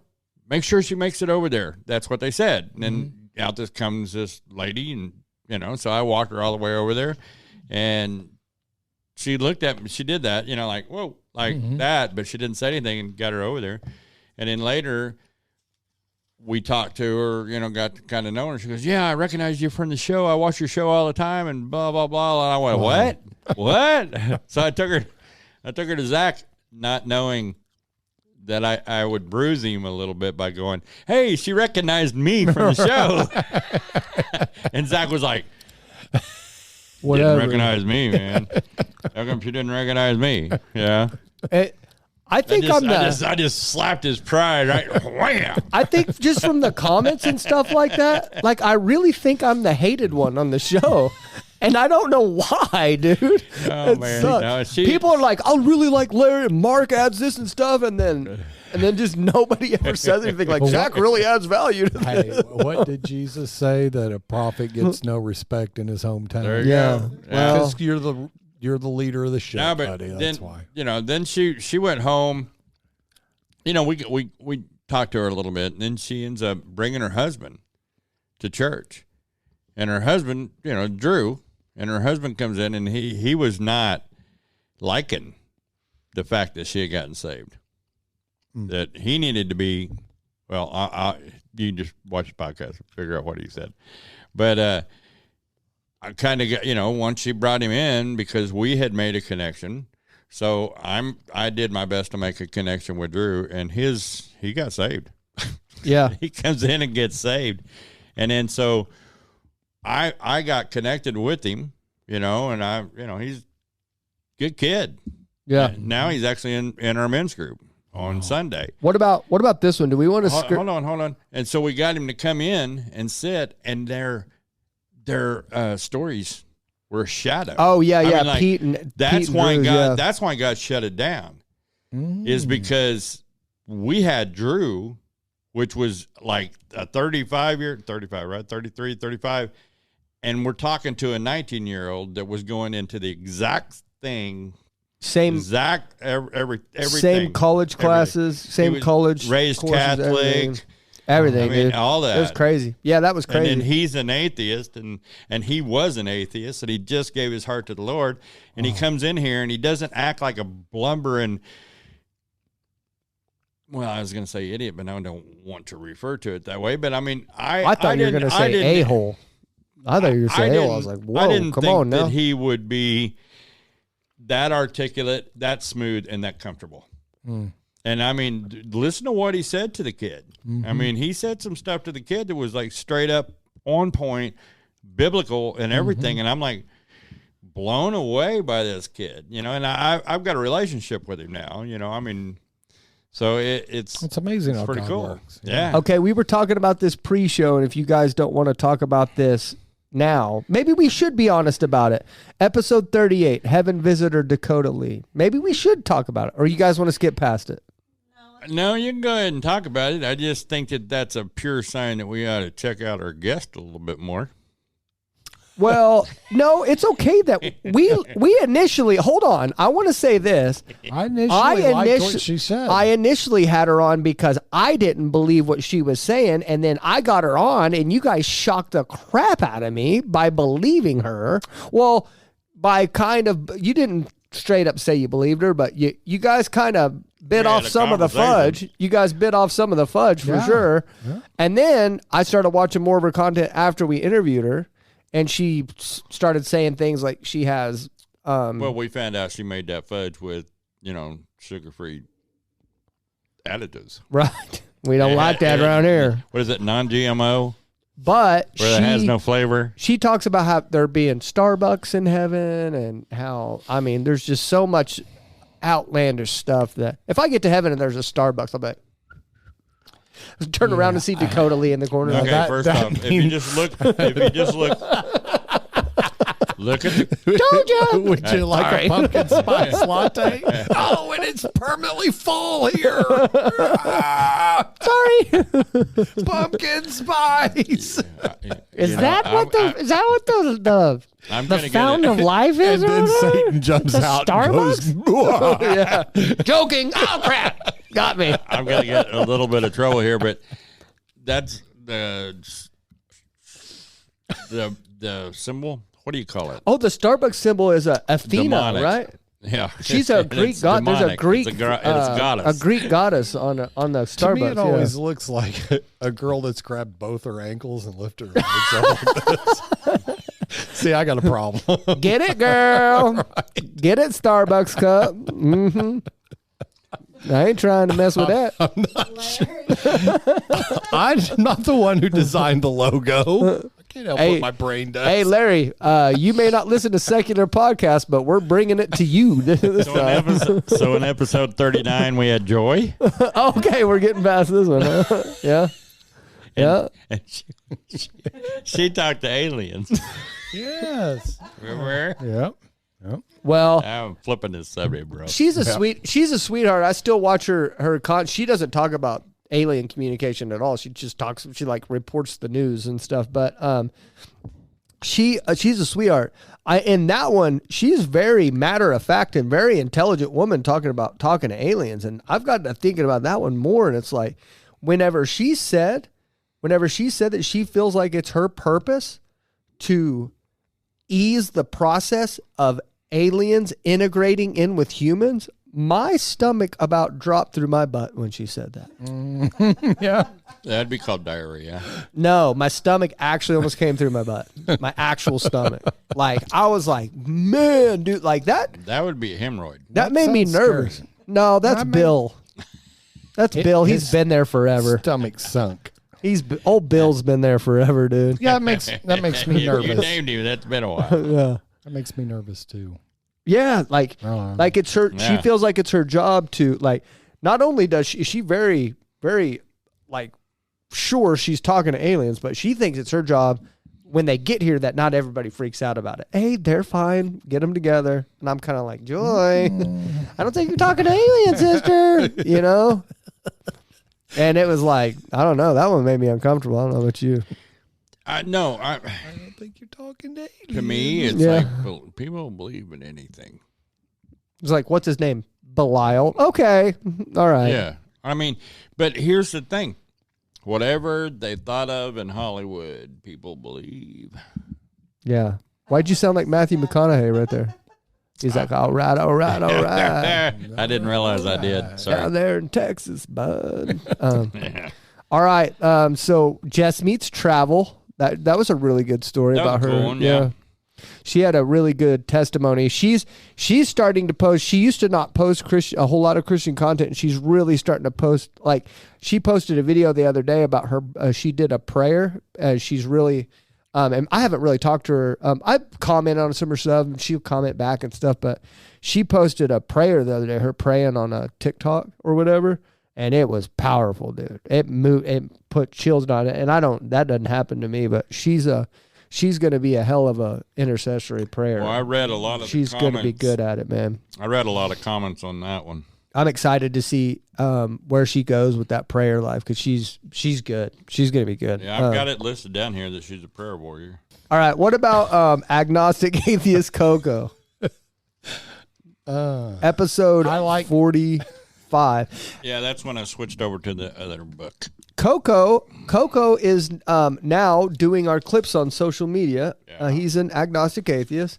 And Coco's coming here on December 6th. He's going to be in studio, and we're actually going to have a caller on here that she's a Christian, but her husband is an atheist. Ah. And Coco's going to sit in studio and take that call with us to kind of feel out like, because Coco's wife is on the fence about being a believer too. So Coco's wife is a believer, but she's kind of on the fence about it.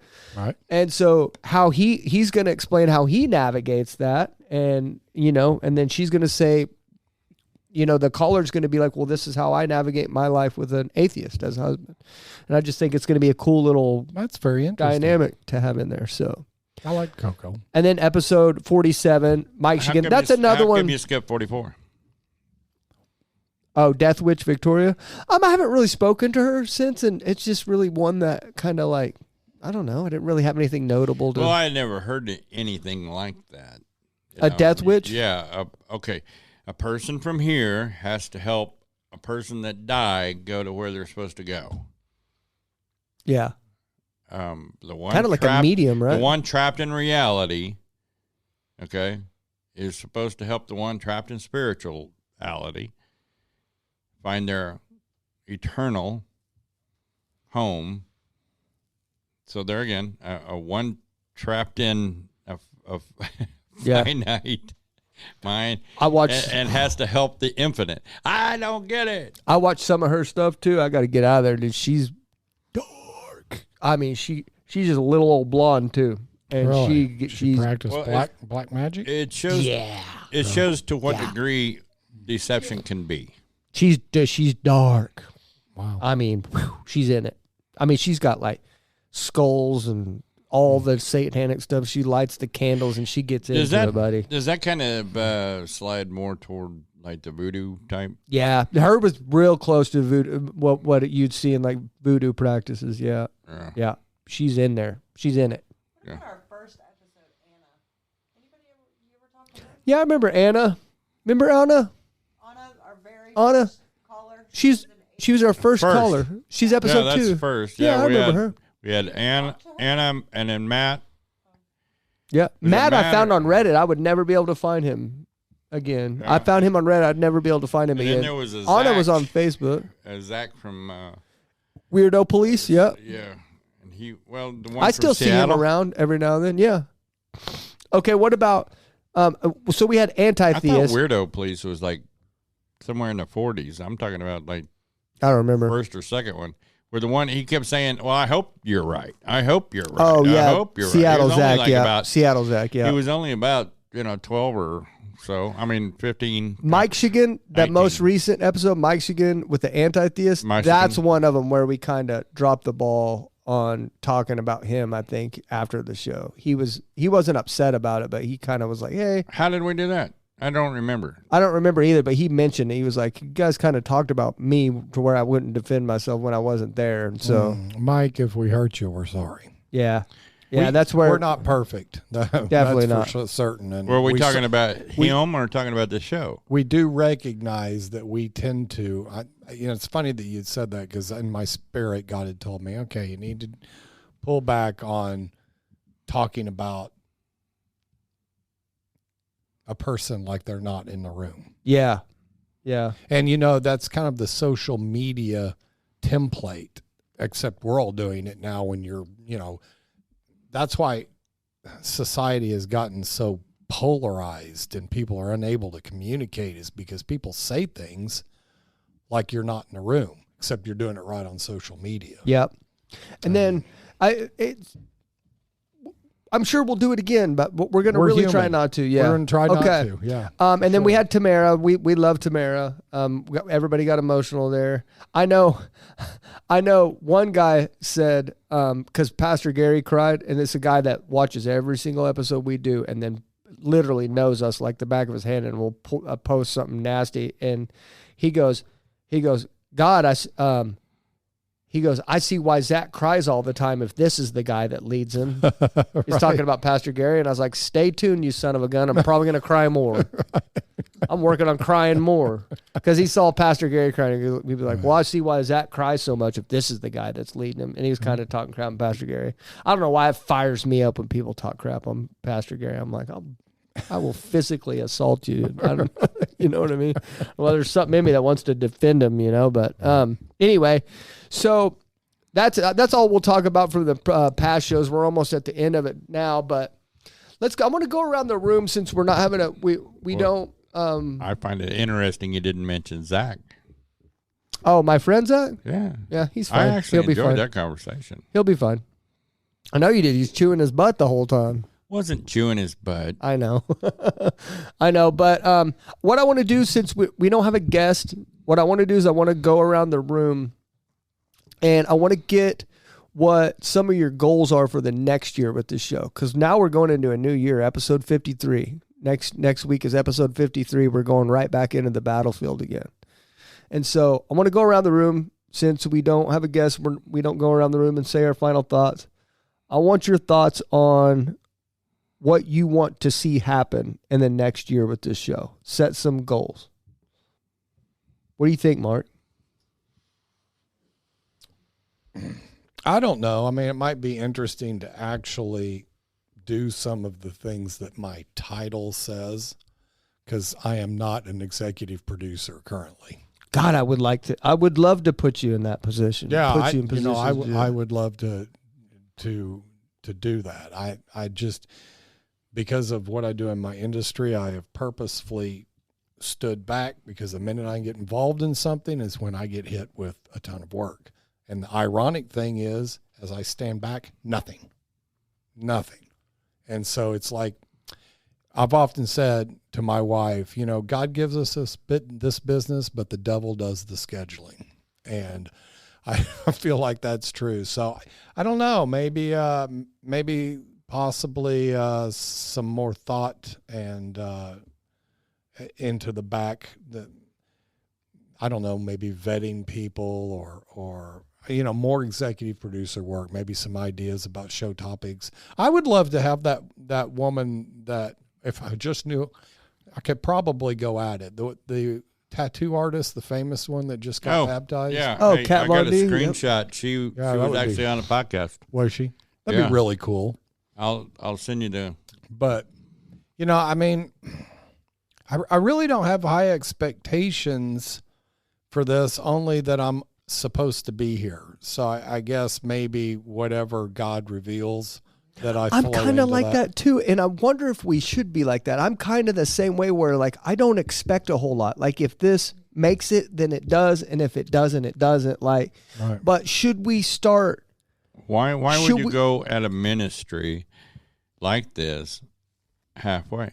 Well, it's not that I'm doing halfway, because I love this, don't get me wrong, but like I'm kind of just I'm sitting, like in my business, I don't sit back and allow God to bring things to me. I don't allow that. I go. Well, does that make sense? Like, God gave me the name of the business. I'm like, thanks, buddy. Let's go get work now. Especially from last winter, what happened? Like, we ain't waiting for Papa to bring stuff to the table. We're going to your doorstep. We're going to find it now. And we've sold over $500,000 in jobs this year because of that. And I think that's the lesson God was showing me. Maybe he's teaching me a lesson right now about the podcast, but I do approach this podcast differently. I sit back and I do not move unless God, I've told you guys that. We have meetings a lot out there. I've told you that God's very rarely pivoted me on things on this show, and I sit back and I allow him to do it. I don't go forward because it makes me so nervous about, like, if I go, okay, hold on. Well, I don't want to, if I go outside. We have to wait for God to go before us. If I go outside of God's will in my company, that's a lot different than going outside of God's will here. Does that make sense?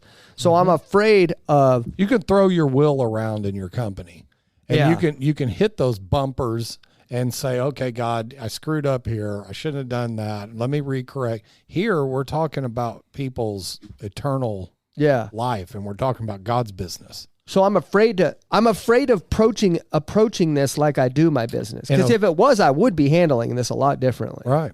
Yeah. A lot more aggressively. Maybe we need to think about that. I don't know. Maybe we do. Because I would be handling this. I would be a lot different approaching this if it was. I mean, so I don't know. But I mean, I would like that for you too. I would like that. Like, why would you be here if you weren't doing the things? But unfortunately, for some of the things, doing your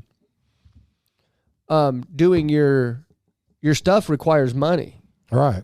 Like doing your job requires money. Unless you did want to, dude, the minute you want to start going over, taking over scheduling guests, it's yours, dude. Right. You want to start. Porter. Eric Porter? Yeah, don't call him back. Okay. But yeah.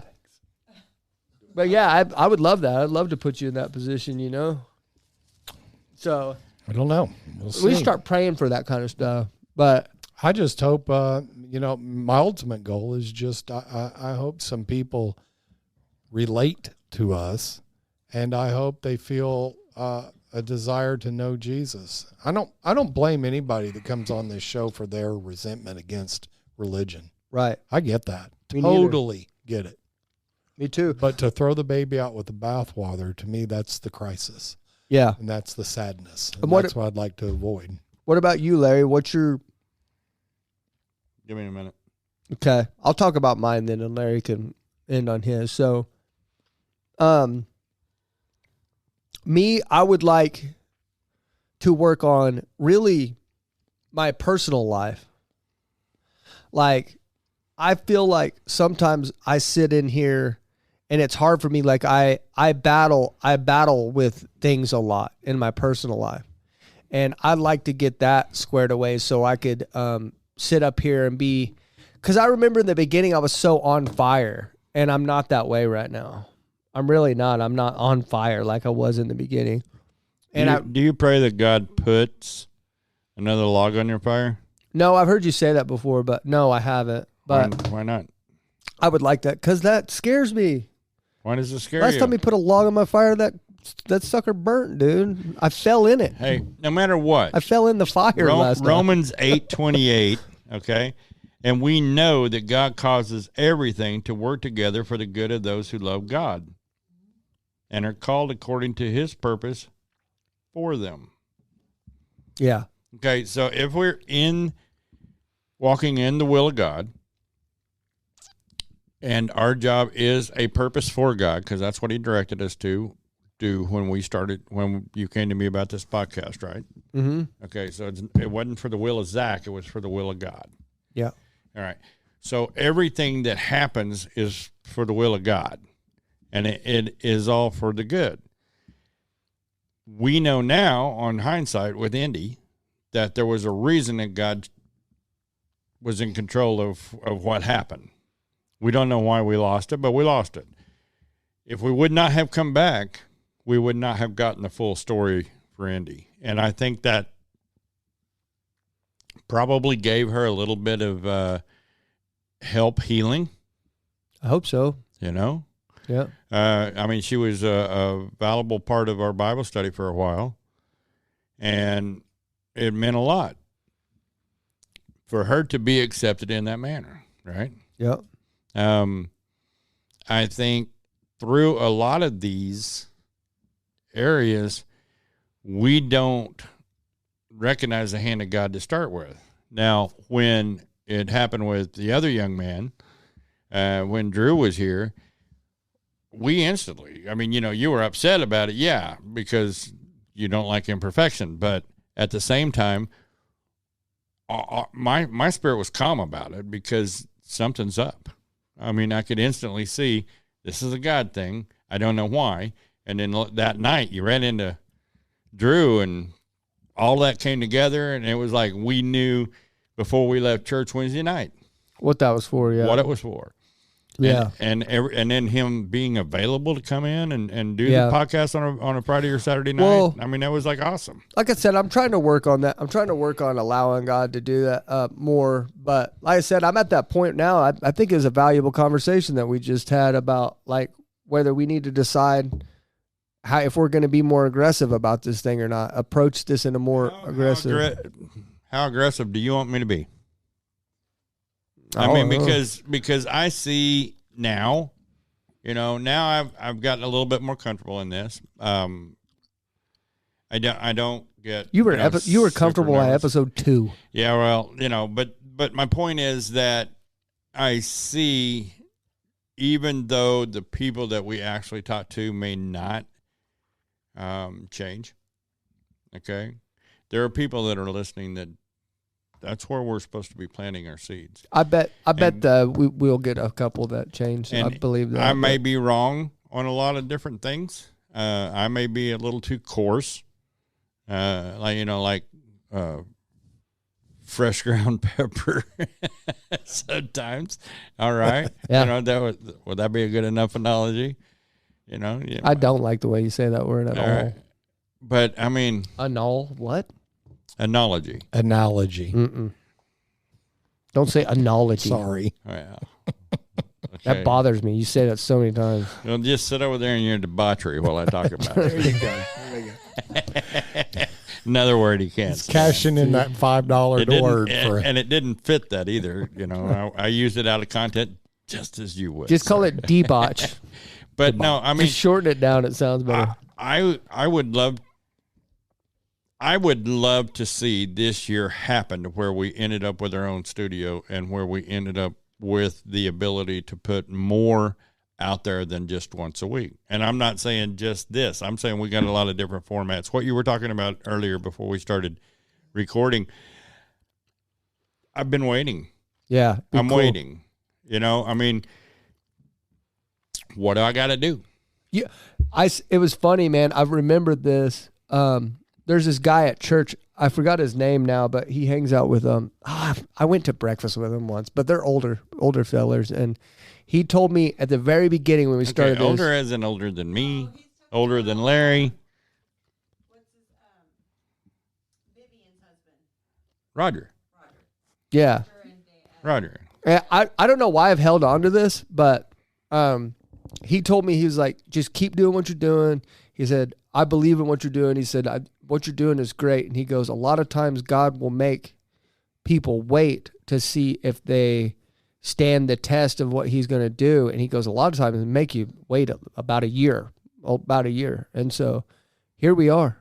Well, did you see the growth that you've made throughout this time? I mean, if nothing else, watching you grow. I mean, when I met Mark, he was mature in his faith. Now, there's some things that he needs to learn. There's things that I need to learn. I need to learn not to be so condescending and judgmental with my words. Dude, you've done that. Which I don't really intend well to be, but I am. You've grown a lot too through that. Well, here's what I stand on. And if it's not here, I don't care what you have. You used to make me feel so uncomfortable. I used to get so uncomfortable. I just thought about that. I used to come in here every week like, what the heck is Larry going to say this week? I'd be so uncomfortable. I probably haven't felt uncomfortable at all with you in 10 episodes. And then partially that's like Coco. Ask Larry. 5 months ago, would I have given anybody the keys to the clips? Nope. And so I'm really trying to let go of that control, because I feel like if I could give other people duties and delegate things, then I feel like this will all grow so much faster if I can just get rid of some stuff and just trust that God will put the right people. Because look what Coco's doing with the clips. I know Coco doesn't believe that God's doing it, but look how good he's doing, guys. But there again, look how good he's doing. Romans 8:28. Romans 8:28. When talking about growth and stuff, and I lost my head. Sorry. Oh Lord! Hey, read your Bible verse before we forget. Read your Bible verse for this week. I did. Romans 8:28. Read it. Romans 8:28. I just read it. Oh, you read it the whole thing? And we know that God causes everything to work together for the good of those who love God and are called according to his purpose for them. I wanted you to read it, not from your brain. I wanted you to read it from your new study Bible. Yeah, I did. Okay. Both times. Oh. Because I wasn't real sure how the NLT would sound from what my But I want you to say, this is Larry's Bible verse for the week. This is my Bible verse, yes. Okay. Because I know that God works everything out. I've watched you grow. I've watched you mature.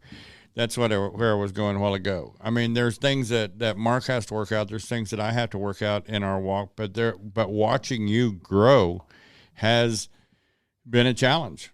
Yeah. Not to get aggravatedly upset or judgmental. Dude, our phone calls. Well, but I know that God is in control, and I have to watch you learn to relinquish control to God. Our phone calls last year, dude, had that. I know. It bothered me I don't want you to tell me they were annoying. Just tell me that it was fine, just because I don't want to get hurt by it. Okay. But if I was in your shoes and hearing what I remember this time last year, me talking to you about how pissed off I was at God that I was going broke and everything else, I probably would have hung up the phone on me, dude. Been so annoying. Like, just hearing you, like, being a little crybaby. Like, I wasn't really crying, but, like, I was being a little, like, turd. It was fine, Zach. You know, we got to all grow. Yeah. And if we don't accept each other where we're at, then we can be a stumbling block to each other. Yeah. And I think that's part of Larry's growth is the Holy Spirit yanking on his mouth and saying, okay, you know, we've got this whole idea, men sharpen men like iron sharpens iron, that we got to scrape against each other. Yeah, we got to tell each other the truth in love. We don't lie to each other. And, you know, that's one thing that I've watched Larry grow into lately is telling the truth in love. Because yeah, instead of just telling the truth. I got no problem with telling you the truth. No problem at all. I'll tell you the truth. But telling you the truth in love, that takes... It's a little more challenging. Yeah, man, you got to rein your mouth in. You got to breathe on it. You got to think about it. See, I'm actually different than that. Like, I would have problems telling people how I feel. Like, in being, like, I'm way more like, I'm a passive dude by nature. But we've all been through that. Larry and I both have been through what all the things that you were talking about. I was like, oh, man, I know what he's feeling. But here's the thing. But you'd act like as bad as I did. Like, I was like, if Christ does not come back soon, like if he tarries 20, 30 years, which he can't. What if he billies?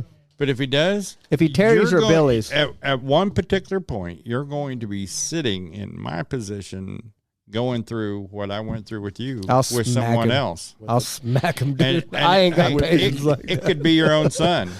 It could be your stepson. Smack him. It could be your stepson. Yeah. Okay. Every chance you get to pour into somebody younger is you're turning them into what I am now. Yeah. And what Larry is that I'm waiting to be. Yeah, right? That's what I was saying last year. Last year, Larry Autry was having to help. I was telling him that I went and helped him do something last week, and he helped me last year at this time. He had to help me out of a hole. And he's like, man, thank you for helping. I'm like, you know what? I'm actually kind of grateful this year that I'm actually able to help you, and you're not having to help me. Yeah. Like that's awesome. Like it puts things in perspective. And it doesn't matter. I'm mad at God for other things now. Like it doesn't matter. God can't do anything right. That's why kind of like what you said earlier, I agree with, because I'm the same way as like where God's kind of the victim in the situation. It's like God can't do anything right according to me. Right. In my own walk with God. Right. Like I look at myself from the outside looking in and I'm like, God really can't do anything right according to me. Right. I'm in here. I may be in here like preaching. I'm doing quotation marks. I may be in here spreading the good news or the gospel, but how I am in my personal life, God can't do anything right. But you got to be the same there as you are. That's here. why I said that. That's why I said that earlier. One of my goals is that when in the beginning I felt like I was the same guy. I felt like I was the same guy that came in here every week and I was on fire for God and the guy that you saw here. But right now it's not the case. Like the guy that I am outside is not the same guy that comes in here. Let's talk about fire. Just real quick, okay? When you light a campfire, what happens? Burns bright. And then, I hate camping, but okay, go ahead. Stick with the analogy and shut up. Okay? You got the fire and it burns, once the fuel, are down the road staying at the Hilton, buddy. You can't. Yeah. Okay. All you want. I'm in a camper at the very least.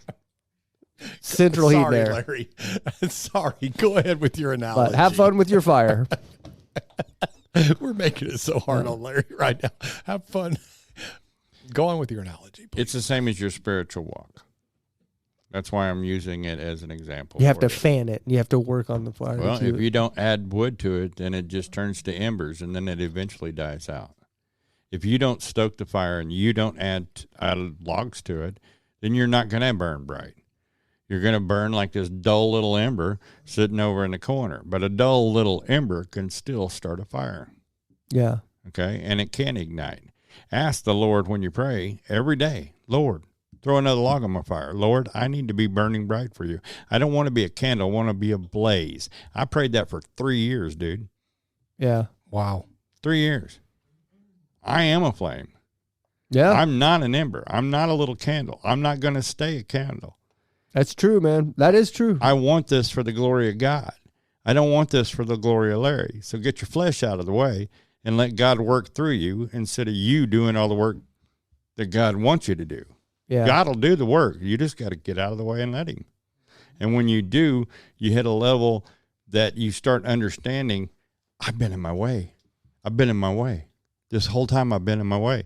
I learned that with Darcia. I got out of the way of God so God could work in Darcia. God could not work in Darcia because I was standing in the way. I was blocking it. Yeah. I use that example in my head. I know what I got to do, but I mean, it's hard, easier said than done, right? Yeah, just burn bright, Lord. Okay. Burn bright in me. We're late. We got to get out of here, but guys, here's to another year, right? Yeah. One more year. Congratulations and happy birthday and hippie, yippee, yippee. That made me mad too. Jesus loves you and so do I. Thank you for watching and listening. We're out. Thank you for watching or listening all the way to the end. To be a guest on the show or to get a hold of us, please contact us at info@helpmyunbelief.org. And more importantly, make sure to check out new episodes every Tuesday morning at 9 a.m. Central.